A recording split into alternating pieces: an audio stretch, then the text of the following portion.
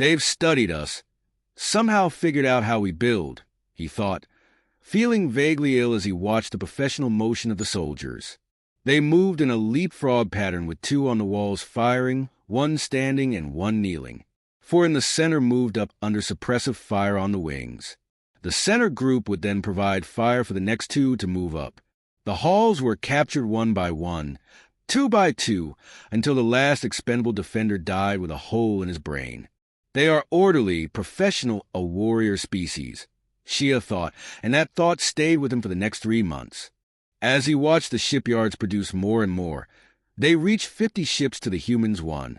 By then, however, the human strategy was clear. Collector after collector had been captured, and they were forming a ring around the core worlds of the Yadaka, cutting off supplies from outlying mining stations. If they want to win, though, they have to attack, which means they'll face us in our strongest position, complete with starbase support and our entire armada. Once we defeat their fleet, we can reclaim the lost ground. And so the stars twinkled on. The entire population of the core 3 worlds of their home system was devoted wholly to preparing to defeat the aliens. Without their subject peoples, the labor was harder, but we are the Yadaka. We will not fall, she avowed. He wondered idly. What are they doing with the primitives we conquered before their coming? The loss of slave labor and scientific test subjects had hurt, but he continued to think of it as a mere temporary thing.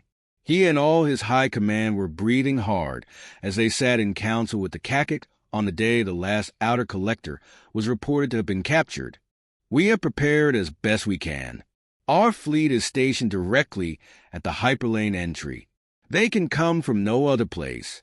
As soon as they do, they will be swarmed, the admiral explained, and the Kakik's wings fluttered. We have the best weapons we can create, the best ships, and our crack crews are trained and ready to fight. Admiral Shia, you have performed your duty well. When the time comes, you are authorized to act unilaterally in the reclaiming of our systems and in the negotiations of peace with the invaders. Destroy the human fleet, then take it all back. So says the Kakik, she declared. Her declaration filled Shia with pride, and his wings fluttered with involuntary release of joy at her faith in him. His council of high officers was clearly full of envy. Their tongues all stiffened in place as he replied to her, I accept your radiance's orders and will not fail you. It was such an unprecedented honor that, in spite of the state of things, Admiral Shia thought of himself as happy. When the humans arrive, we will show them why we have never lost a war before, he vowed, and he waited for word of their coming. It was 3 lunar cycles before he realized something with absolute horror. They're not coming. The Yadaka fleet was the strongest it had ever been, but their entire strategy had hinged on one thing, that the humans would attack. It's just common sense. Of course, they'll attack. They have to. How else do they expect to win if they don't? He asked as he stared dumbly at the screen.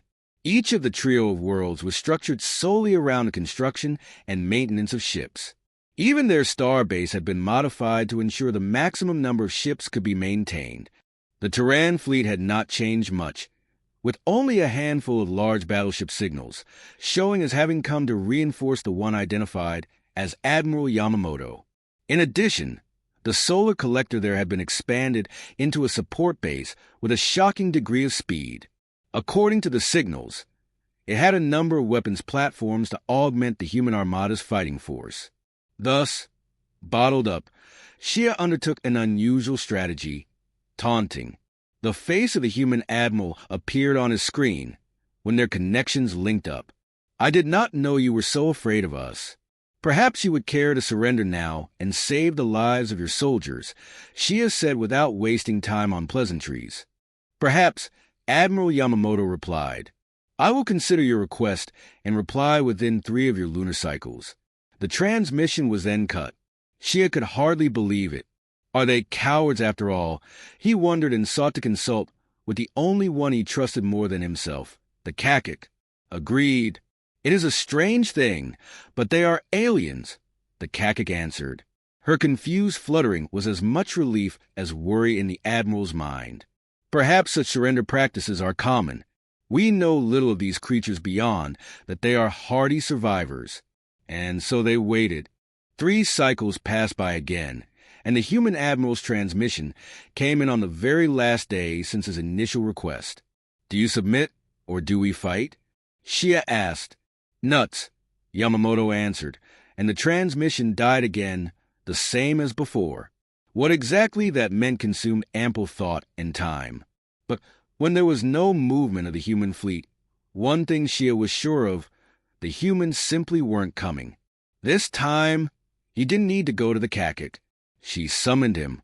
"Are we under siege?" The Kakik asked him directly. "I believe this is what they call it," he replied.